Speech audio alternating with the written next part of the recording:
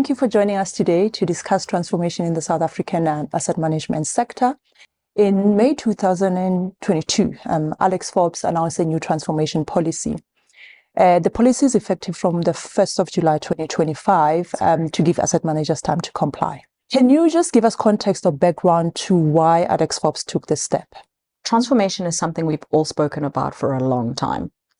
But when you look at the stats in the industry, it was not reflective of the amount of talk that had been happening. And as a business, we just got to a point where we felt like one needs to now start really putting their money where their mouth is in a responsible way, understandably so. And that's why we gave it a 3-year time horizon. We said to asset managers that this was coming. There was no surprises to the launch of the policy. And we just believed that the only way to have proper impact in the industry is to actually have a policy. The concept of transformation is not a new development in the South African market, but the investment management sector has been lagging in terms of those targets. Did Alex Forbes engage with other players in the ecosystem to see if there's a way to accelerate transformation in the investment management sector?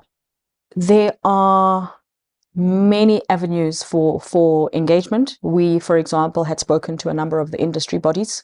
The APSIPs, BMF, were all aware of the fact that this policy was coming and were well in support.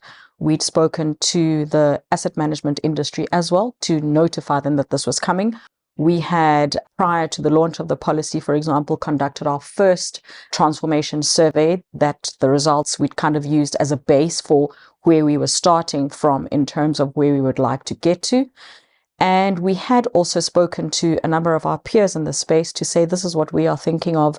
Would you be interested in kind of engaging with us on what our plans were? So lots of engagement, but none where we agreed that this would be a combined policy per se. Everybody obviously has to do what is in the best interests of their own clients and their own members. But we do believe that there was sufficient engagement in the industry either way. I mean, you mentioned that you did engage with the asset management sector, but in the policy, it also says that Alex Forbes will not do business with managers who are not compliant by 1st July 2025. But you also do make provision to say those who don't meet the targets, you'll give them, you want to see their plans for 3 years to see what their targets are and how they're doing with that. Taking that into account, have you had any of your managers come into you to say, look, the date of 1st July 2025 maybe is a little bit too tight. Can we get an extension? Do you think that date is reasonable? So, let me maybe start by saying that the progress we have seen has been impressive. What we did do when we launched the policy was we then requested the industry to come to us with their 3-year plans. What we will certainly hold every asset manager accountable for is the 3-year plan. Most of our managers are compliant. That was not the case 2 years ago. So we are, as I said, seeing really good progress. I think where the challenges are coming up, for example, is at the management level. And understandably so. It was always going to be a slightly more difficult number to convert. But what we will make sure of is that there is buy-in into the policy and that there is buy-in in the underlying businesses into making the right changes and the right moves. Does this mean that we are going to, for example, put a hammer on every manager that has not complied by the 1st of July 2025? No, I think that we were always clear that this is a working policy. So in being a working policy, engage with us, let us see progress, let us see intent, and then we can have more discussion, and we would be willing to hear you out if you've not been able to, for example, tick certain boxes, but you've ticked other boxes. Was always going to be a working policy. I mean, I have to agree with you where you say, and it's encouraging that, the 40% black shareholding, you're seeing a movement and that. I mean, as a bank on the advisory side, we have had quite a few asset managers coming to us looking for advice on, how they can get, to be compliant with that. So it's encouraging to see that, there's movement on that side. I mean, transformation is obviously not just about gender representation and race representation. You also want to see it in the sharing of the economics. How has Alex Forbes tried to address the sharing of the economics in your transformation policy? So maybe just let me correct you quickly that the 40% is not in the shareholding, it's actually in the senior investment team staff. And for us, that was important because actually the one thing that I think the industry had managed to get right all along was shareholding, right? And we were saying what we don't want is these silent BEE partners, but yet the people who manage the money are not a diverse team. The people who are tasked with managing our clients' monies are not representative of the country's economics. So that we have seen, but in terms of kind of making sure that there is a more representative sharing of economics, what we've also done is, for example, within our transformation policy, we've got a requirement to include stockbrokers. So we will be asking our asset managers to make sure that when it comes to their own broker allocations, that they are also factoring in the right diverse representative of stockbrokers in there. And then we believe that actually ensuring that your staff are diverse is another way of actually ensuring economic sharing. So yes, I think it is a long way to go. We still have got to see some real improvement, but great steps so far.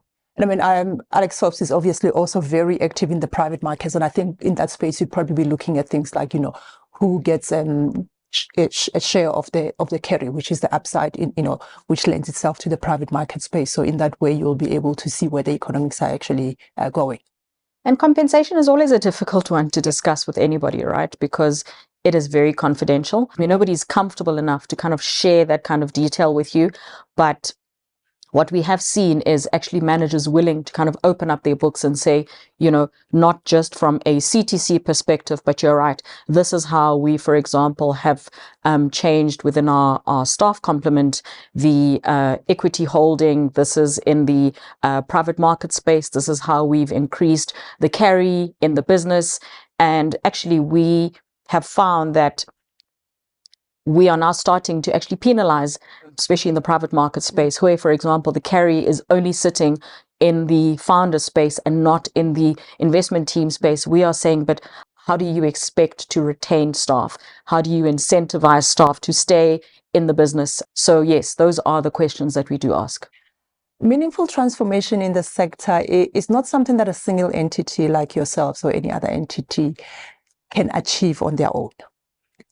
All players across the ecosystem, including asset consultants, retirement funds, asset managers, banks, and the like, need to commit to the cause. Have you seen any initiatives or support from other players in the investment management ecosystem? Look, and this is where I have to give the industry credit. I'm so proud of how far we've all come. I'm seeing great initiatives, for example, the likes of yourselves with your Emerging Managers program. There's a number of other bank initiatives that we're seeing in the industry. The CISA Fezeka program, as an example, is a great initiative that we're kind of hoping will really change the gender representation in investment management. GPF's transformation policy that was launched recently, EPPF's transformation policy.